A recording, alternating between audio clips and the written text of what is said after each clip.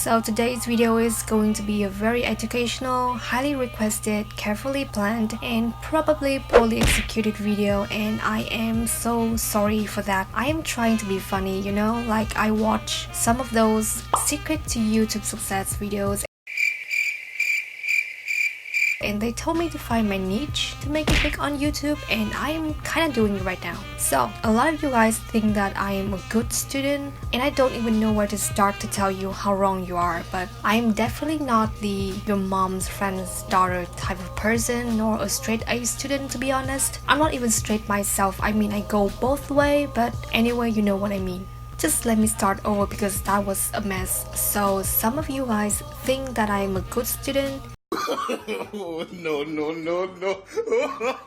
and you all want me to share my tips on how to maintain good scores in university in Korea. So here I am, trying my best to understand how I survived 2 years in gloomy university without getting an F. Well, actually I got a non-pass once before, but it was because I didn't know how the online lecture system works, not because I was lazy nor a bad student. So let's get started. To be honest, I don't even know where to start. I mean, I do have my own ways of studying, but to actually compile them into a video and explain why I do them is not as easy as I thought it would be. But I'll try. That's why I made this video anyway. A small disclaimer before I can start babbling. These are just my personal tips, so some of you can find them not as useful as I am trying to make them sound like. But instead of sulking and clicking out this video, just sit back, relax, and listen for a few minutes. If the tips seem like they don't work for you, I suggest visiting Thomas Frank's channel, which is a college study-based channel that I find super helpful. You can poke around there and find your own match in studying style. It might take you a while to find the right way to study, but I promise once you do, your life would be a lot more easier. So first of all, let's talk about the elements needed to maintain good scores at school. There are 3 main elements. The first one is attendance, the second one is homework, assignments, essays, etc. You know what I mean. And the last one is exams.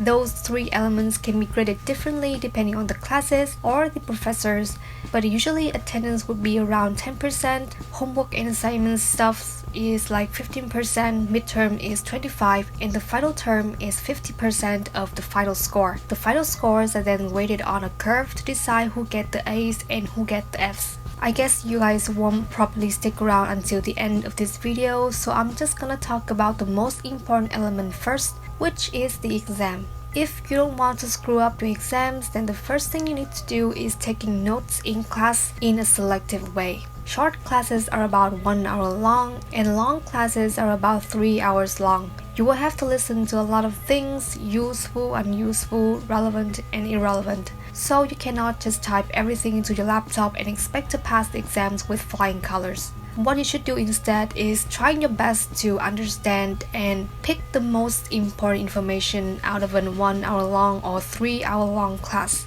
I do recommend taking notes by hand rather than by laptop, as it will help you remember what you learn a lot more effectively. For me, I usually take notes in class and then I would rearrange them after class. This method helps me filter out the unnecessary information and reinforce my memories of the materials. And to take good notes, you need to pay attention in classes. This is where a little bit extra is very much appreciated. Sometimes the professor will hint about what is going to be on the test. Sometimes the professor will tell you which part of the book you should pay some extra attention on in order to get that extra scores in the final. University professors can be super random, like teenager girls, you know what I mean? You never know when they drop the bomb, and they don't repeat it over and over again for you, so make sure to catch it before you miss it. Aside from paying attention in classes, you also need to read a lot, like a lot. Not just the textbooks, but also related materials like articles, researches, reports, etc. If you feel like the materials are too hard for you, don't give up just yet. Spend some more time on them, do everything you can to digest them. If the sentences are too long, break them down into small parts. If there are too many new terms, keep the dictionary close.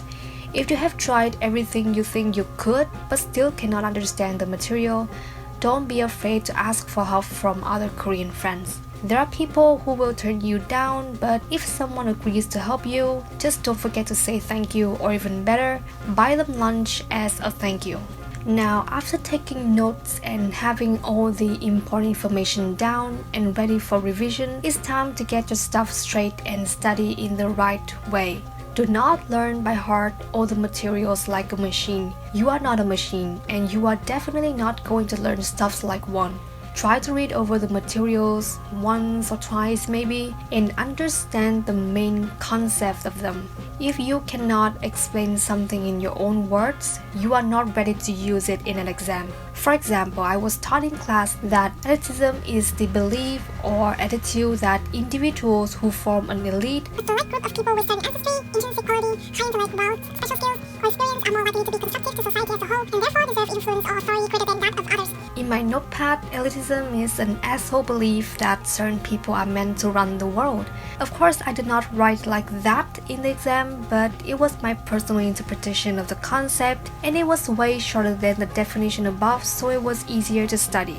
The next tip is try not to cram everything into your head the day before the exam, because this is not going to work and you're going to screw the exam up badly. And I was speaking from my experience, so do learn from my mistake. No matter how much you think you need to study, just try to get at least like 5 hours of sleep before the exam. I used to stay up all night and study, but trying to recite what I studied while fighting the sleepiness is not a very good idea. Try spacing out your revision sessions within at least 2 weeks before the exam. Gather all your materials and notes and rearrange them if you need to. Don't go for the exact words from the books, go for the right understanding of the concepts. I usually say this to myself, and I think I should let you guys know as well. Don't study hard, study smart. Now the D-Day has come and you are 1 hour away from the important exam. What should you do? First of all, check your pencil case, make sure everything is ready for you to unleash your power of knowledge.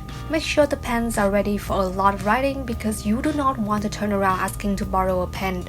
Next, check your student ID card. Do not leave it at home. I repeat, do not leave it at home. There should be a clock in the classroom, so you don't necessarily have to bring your own watch. But if you want to, then I'm not gonna stop you.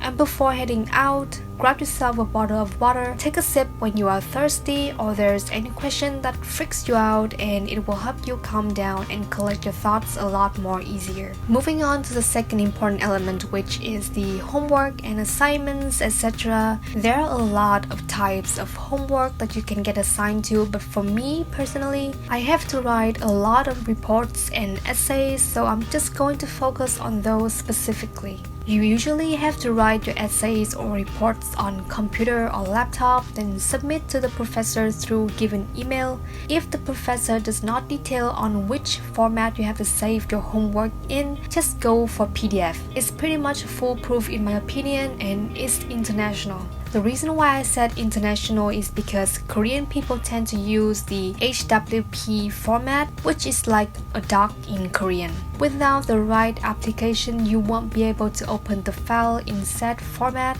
You guys can hear that, don't you? The aircon just started. So you will have to deal with it with me. We all have to deal with it. There are some professors who do not use the Hancom application, so to prevent getting yourself in trouble and spare the professor some headache, just send your homework in PDF. And the standard font should be 바탕체 in 12 points. Now that was just the basics. Since you know how to present your homework, it's time to learn how to write something decent to kinda impress the professor. Rule number 1, having an opening paragraph and a closing paragraph. Believe me, there are a lot of people who totally forget about those simple things. Rule number 2, try keeping it to 3 main ideas every essay. Overcomplicating things is the worst nightmare. The professor will probably roll his or her eyes while giving you a B. Anyway, rule number 3. If your vocabulary is limited, stick to the basic words. It might not be the best Korean essay you will ever write, but at least you are confident in what you write. Using Google Translate and hoping that things will work out is not a very bright idea. 100% not recommended. finally, rule number 4. Please check for any misspelling in your homework before submitting it. The last thing you want to do after hitting the send button is realizing that you wrote 자지 instead of 자기 in your essay. Congratulations on making this far in the video. Let's get straight into the last element, shall we? Attendance. I find it very hard to go to school every day and still maintaining a positive attitude because, school.